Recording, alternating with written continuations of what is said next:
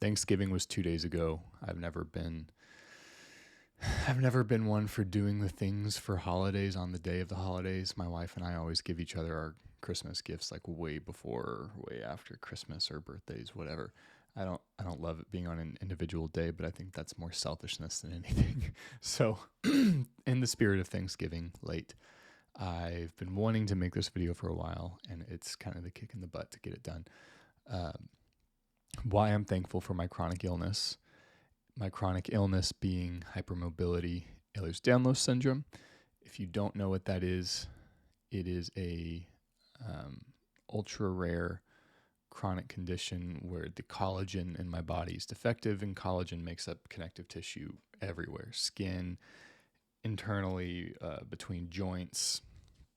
For me, it mainly affects between joints, but I have a lot of skin issues. I have a lot of digestive issues. Anywhere where there's tissue, I've got issues. Issues for my tissue. But the main struggle for me has been non-specific inflammation. So really just being in pain, mostly everywhere, but mainly in my back.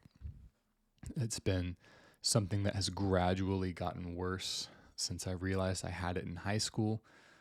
Because I was really bendy and I could lock and pop and do all these things. My jaw is always out of place, and yeah, fun stuff like that. But it never really hurt, and eventually I started waking up a little earlier, and my lower back was hurting. I was like, "What's going on?" And I kind of got it under control. I was for a brief time clinically obese, and I lost about 80 pounds, which is great.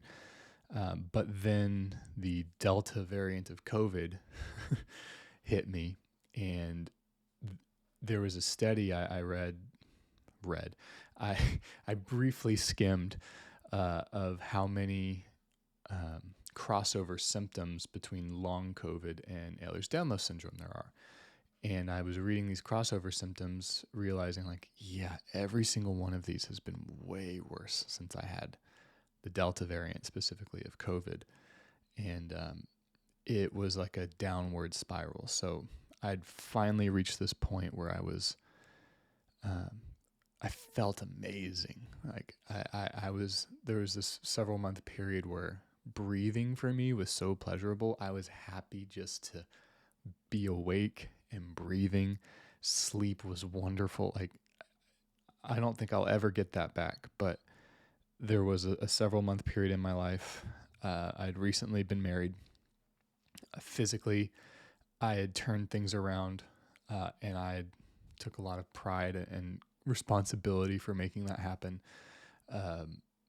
Breathing just felt good. And then Delta, and my breathing sucked since then. A lot of symptoms have gotten worse. My pain got significantly worse.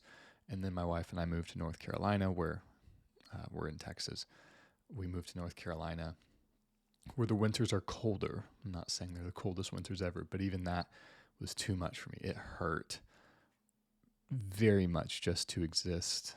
Reached a point where I really wasn't sleeping any meaningful amount every night, like drifting through the day, not even feeling like a real person, kind of those feelings. Spending a lot of time doing physical rehab and exercises to try to prevent this pain, yoga, lots of walking, stretching, foam rolling, and it just kept creeping up. I couldn't stop it. I was doing probably like 6 hours of physical therapy a day to try to outrun maybe a little bit of the pain, but it just overtook me. So after I thought I was all that and I was in control, and yeah, anyone with Ehlers-Danlos that complains, like, come on, you just do the things and you'll be good. So pride shattered, sense of control, not shattered. I was holding on to it. Brutal. And I reached a point where I was like, I'm coming to terms with the idea that I'm going to be in a hospital bed the rest of my life. I'm going to be a vegetable the rest of my life.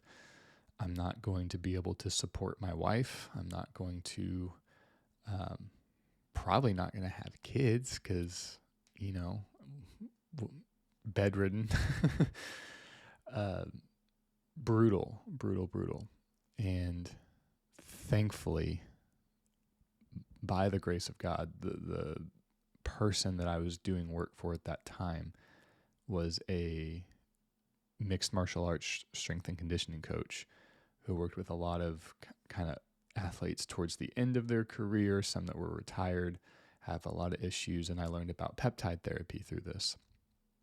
And I reached out to an Ehlers-Danlos specialist after learning a little bit about peptide therapy. I was like, hey, this is looking promising for me. It looks like these are things that would be helpful for me based on what I'm reading. And the response that I got was absolutely do not do this. There's not enough science. You're going to harm yourself.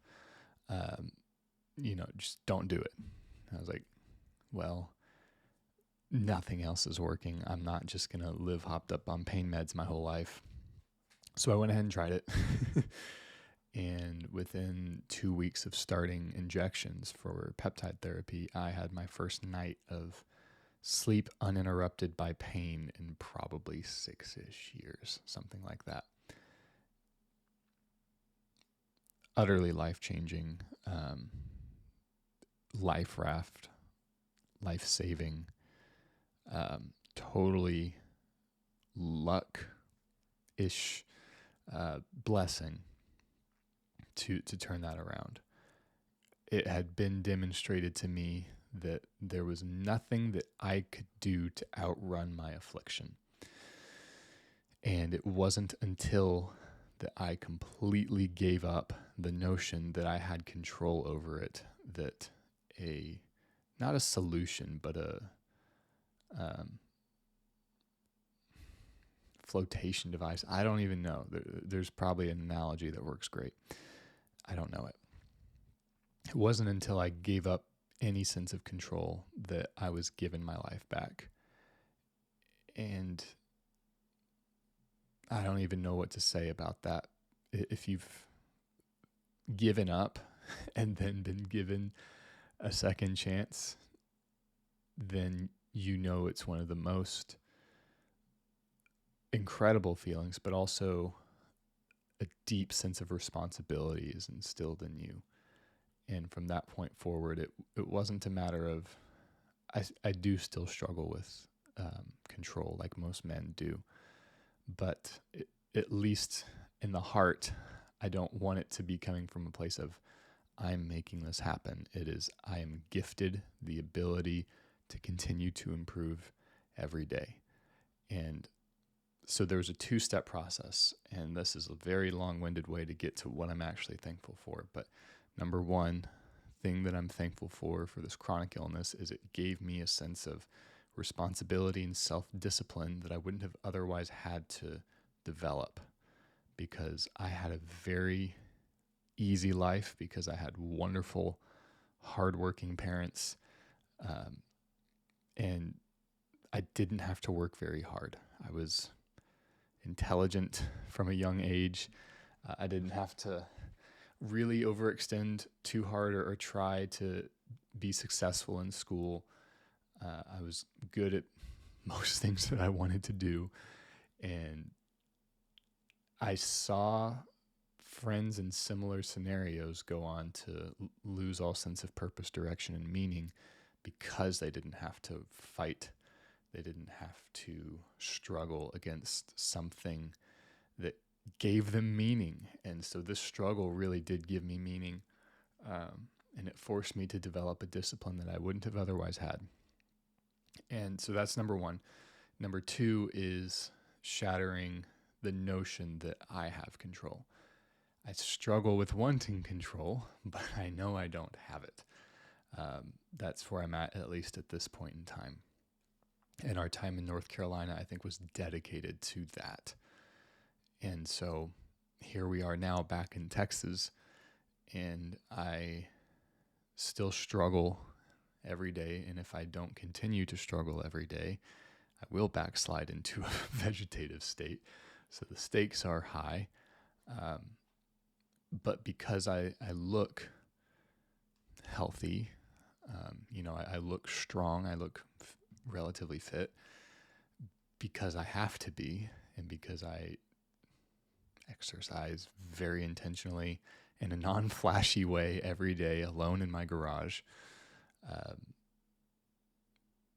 I have some things that other people might look upon and be jealous of or misunderstand or think that I'm doing out of a sense of vanity. So there's some weird things that come along with it.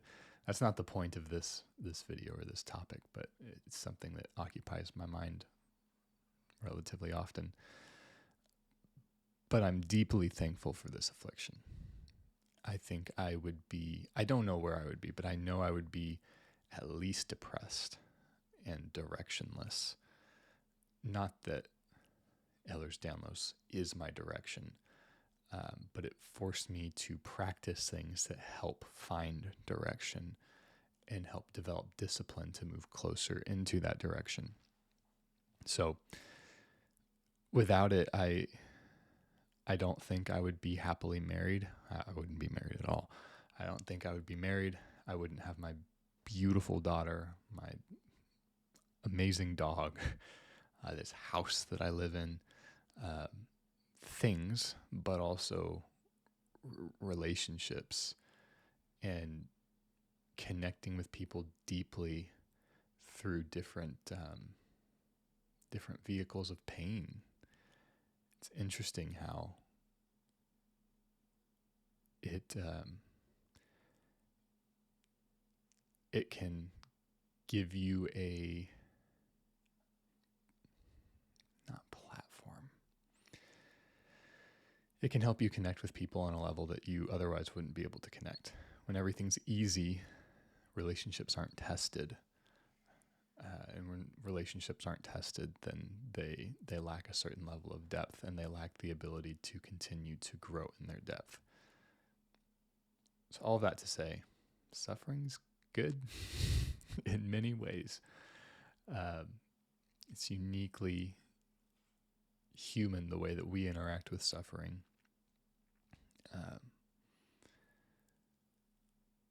And I'm thankful for it. That's all I have to say for now. If you're here, thanks. Hopefully I'll be more consistent here soon. Appreciate you. Wishing you well.